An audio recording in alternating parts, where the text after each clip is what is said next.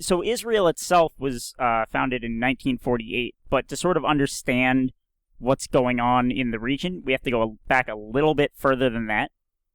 We have to go back to pre-World War, or I guess World War One era. So in World War One, the region that we now call Israel and Palestine was part of the Ottoman Empire. It was a majority Muslim, minority Jewish region. And while I'm not really sure whether or not the region was peaceful, it was definitely, like, the modern Israeli-Palestinian conflict was not a thing under Ottoman rule. So the Ottoman Empire, as I'm sure you all will know, collapsed at the end of World War One. And what happened in this region in the Middle East is Britain and France sort of took over administering different sections of the region. So in Israel and Palestine specifically, there was a British mandate. That was the nicest way I've ever heard someone saying seized another empire's colonies. Yes. So basically, administered. So basically, Britain kind of did what Britain does best, and they started running things in the region as a foreign influence. And they ran what was known as the British Mandate of Palestine, which is the region, most of the region that we call current day Israel and Palestine. Now, heading closer into World War II, in World War II, just before and leading up and through it, there was a movement known as the Zionist movement, where basically a lot of Jews were sick of being persecuted all across Europe and other areas of the world. And what they wanted was they wanted to create a Jewish state so that they wouldn't have to, that they'd have a safe country for Jews to go and like live without fear of being persecuted by their respective country. And I'm sure you all know what happened in World War II. We're not going to go into that too much, aside to say that in World War II, because of the events happening there, you saw a huge influx of Jewish migrants moving from Europe into the British Mandate. And their reason for this was they wanted to create a Jewish state. They didn't have many places to go in the first place, so they saw their best chance of creating a Jewish state as going to their ancestral homeland near Jerusalem.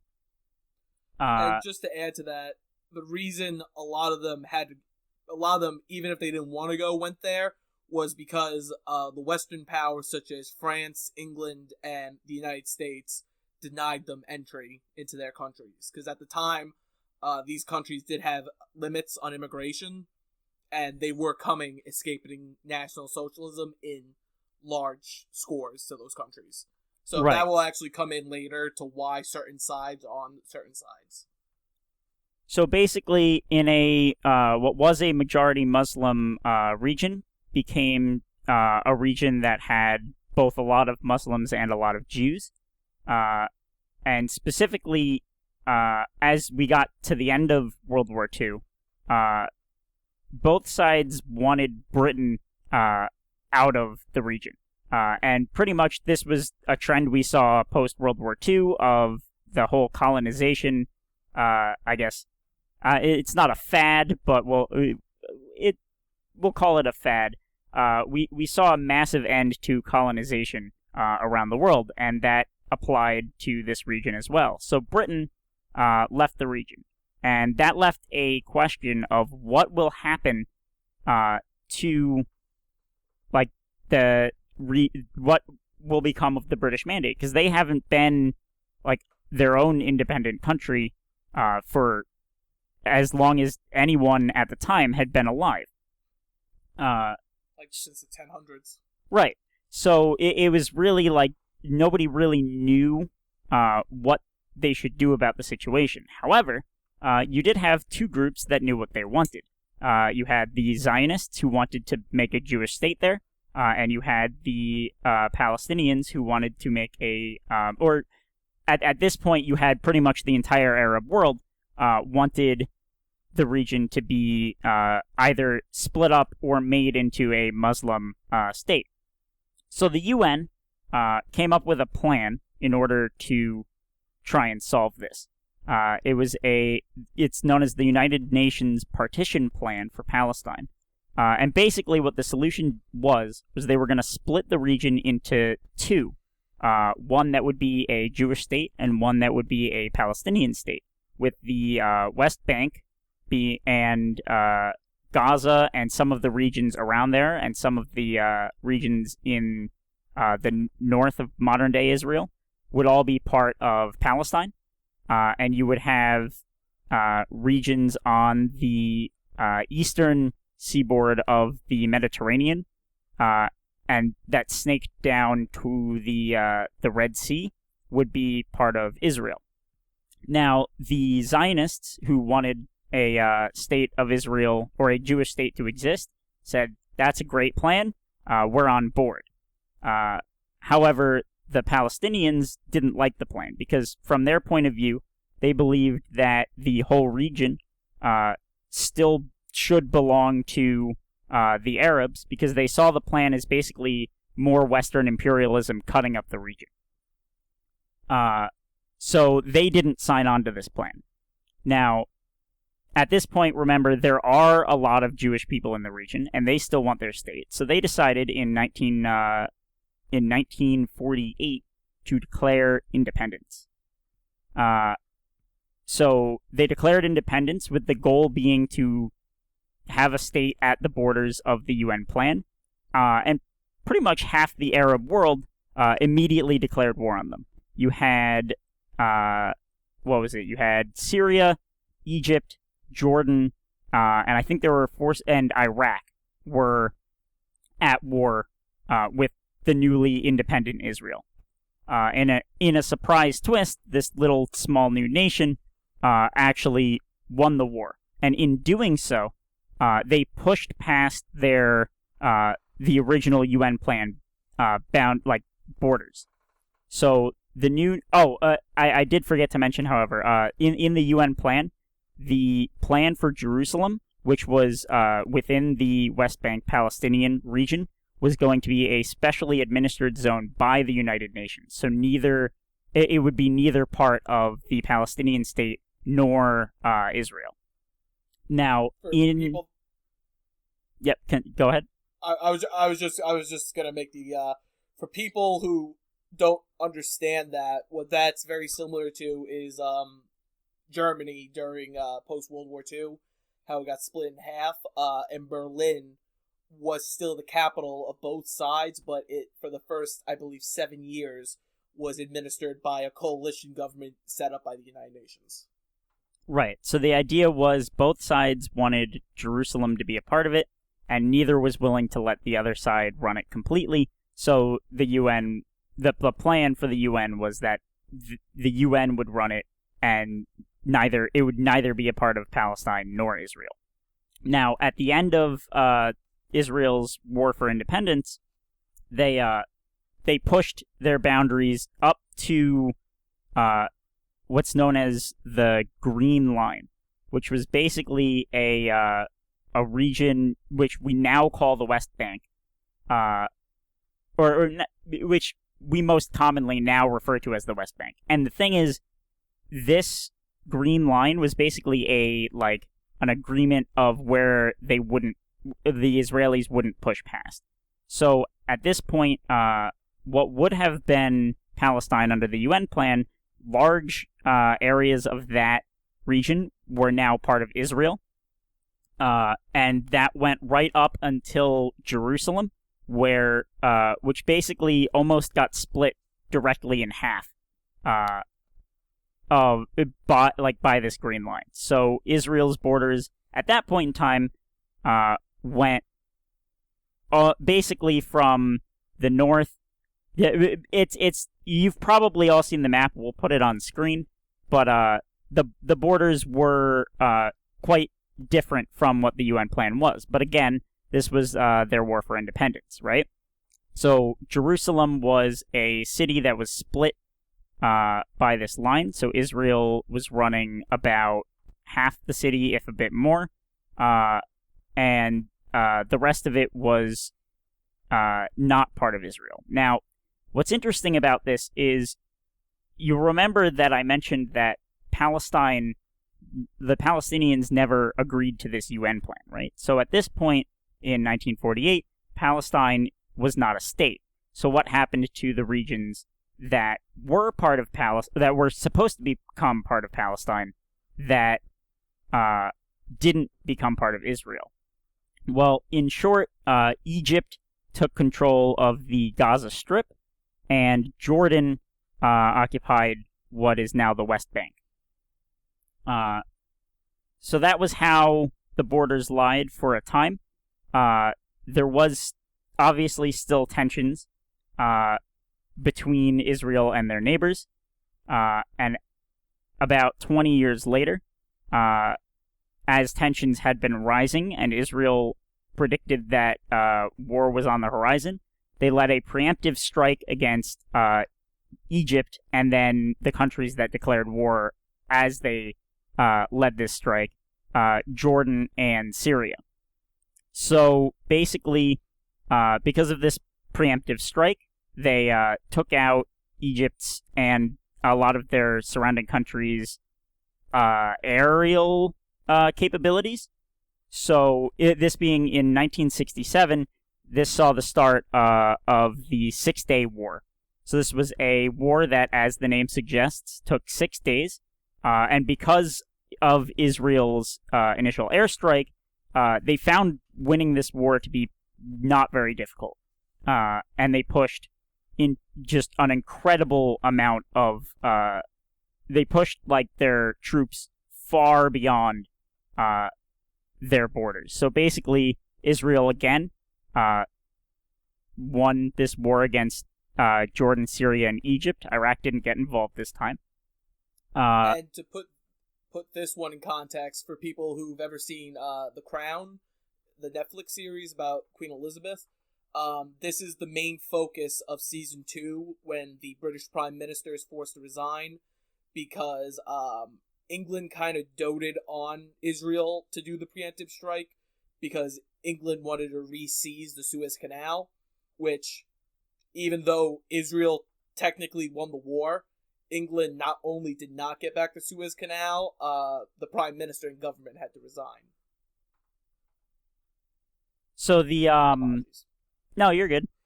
So in this war, what happened was the territory they seized within the war extended to they took Gaza from Egypt, they took the Golan Heights from Syria, and they pushed Jordan out of the West Bank, and they took the entire Sinai Peninsula away from Egypt.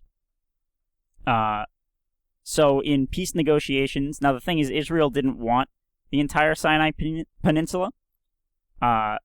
So in the negotiations for peace, they basically decided that Israel's new borders would include the Gaza Strip, the Golan Heights, and the West Bank.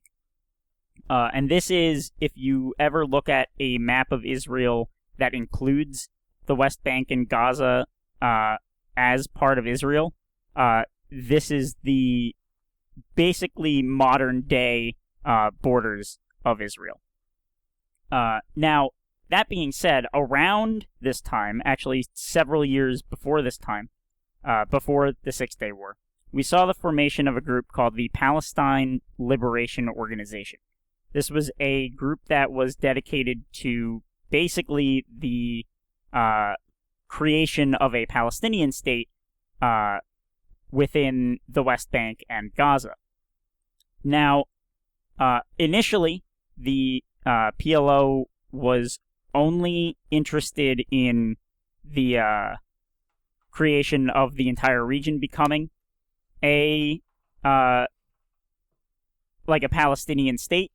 But as time went on, they basically, I guess, what would the word be? They became more willing to compromise and understanding. Right. So eventually they they adopted a two-state solution stance where they want, and I guess it differs from person to person, but they want a two-state solution either at the UN borders from 1948 or from 1947, or they're fine with having, and again, this differs wildly from who you talk to, the West Bank and Gaza to be an independent Palestine. Now, when Israel had negotiated themselves, when they gave Egypt back the Sinai Peninsula and they had Gaza and the West Bank, they had some interesting choices to make. One of those was what to do with the West Bank. But the thing is, before they came up with any good solution, because they had to basically consider, do we make the people of the West Bank citizens? Do we give up the territory again? What do we do, right? And before any solution was made, a lot of Israeli settlers started moving into the region, seeing it as part of Israel now, and basically cementing an Israeli presence in the region. A lot of their motivation is they wanted the hills in the area to be part of Israel as their ancestral home, since that's, I guess, the region where a lot of Jews' religious history comes from. But the thing is, this led to a massive problem. Now, the Palestinians in the region didn't want to be part of the state of Israel. But now you have a lot of Israelis living in the region as well. Now, for the most part, these settlements were basically going on to unoccupied or undeveloped land where there weren't Palestinians, and they were forming their own communities in those lands. A few of them weren't, and again, it's a very difficult situation for Israel to deal with because, number one, they have to protect their citizens, but number two, their citizens are sort of acting on their own here, right? So what Israel started doing is they supplied some of these settlements with protection to make sure that the Palestinians in the area weren't, because obviously the Palestinians were upset with the arrangement, so the Israelis were sending in defense in order to make sure that the Israelis were protected. Now, the PLO, you might also have heard of them as Fatah. They became basically the de facto Palestinian voice in the region. Now, as I mentioned, eventually the PLO decided that they were more willing to compromise, and even though they're not happy with the situation, they've made negotiations with the state of Israel in the past. Now, there was a certain group within the PLO, or within Palestine, who were very upset that their, representatives were willing to compromise with the state of Israel. And this group went on to form the group Hamas. Hamas is, for all intents and purposes, an organization that wants to... They're pro-one-state solution. They want the entire region of Israel and Palestine to be one Palestinian nation. Now, at this point, you can clearly see we've passed the 1960s at this point, right? So at that point, you have Israel is very much an established state. So Hamas, in comparison to the PLO, are extremely unreasonable.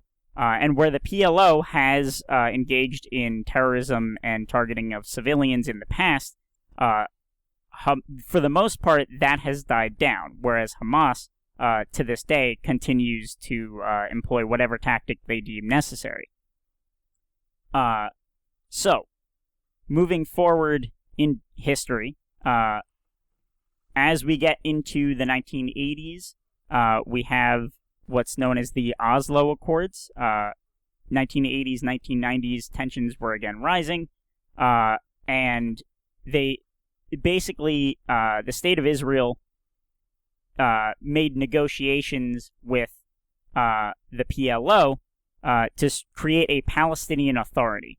Now, this is a pretty complicated compromise where neither the PLO, it basically leaves neither the PLO nor the Israelis happy with the situation, but it did leave both sides, it did, I guess, tone down the violence at the time. So basically what the Oslo Accords established was 3 regions within the West Bank that would be administered in different ways. So for one, you had regions where there were not Palestinians living, and these regions would be now considered part of Israel, and Israelis could move in and settle there as they pleased. Number 2, you had a region or regions where Palestinians were living and where they could move in and settle as they pleased. And number 3 was a group that Palestinians were not currently developed in, but would be considered under the Palestinian Authority. Now, the Palestinian Authority is basically the PLO was deemed the Palestinian Authority. So they have control over, or they're considered the representatives of the Palestinian people in the West Bank. Around the same time, you saw Israel pull have its citizens move out of Gaza, as they didn't see any way of basically they didn't see any means of creating peace in that area, so they had its citizens move out, and they completely blocked off Gaza from the rest of the nation. And to this day, Gaza is currently run by Hamas. So you have a few different actors in this situation. You have Hamas, who wants the creation of a Palestinian state that rules over the entire region. You have the PLO, who wants an independent Palestine created separate from Israel. You have Israel, which for the most part wants peace in the region and for their citizens to be protected. And then you also have Israeli settlers who want to increase Israeli presence in the West Bank. Now, one of the modern day most criticized parts of what Israel does are these settlements within the West Bank. Now, a lot of times you'll hear that they're illegal settlements, and that because of this, they are creating an apartheid on the Palestinian people. And personally, I see this as a bit misleading, because for one, the majority of people moving in and settling into the West Bank are settling into regions that were, at the Oslo Accords, deemed legal for them to do so. However, there are people who are settling in regions outside of this, and these people are absolutely illegally settling there. And the thing is, the Israeli government doesn't really... They say they take a stance against it and that they agree that Israelis shouldn't be settling there, but they don't do a ton to prevent it, right? So what this has created is the Palestinians in the West Bank are living basically in almost exclave enclave style, various different disconnected. There's no continuity in their region, to where governing it becomes very difficult. What's also interesting to note is the cutoff for where the Palestinian Authority, in this case the PLO, has jurisdiction over, cuts straight through Jerusalem. So the eastern section of Jerusalem is under the Palestinian Authority, where the remainder of the city is under Israeli authority. And that's sort of a brief history of what has led us to the current situation that we're seeing today.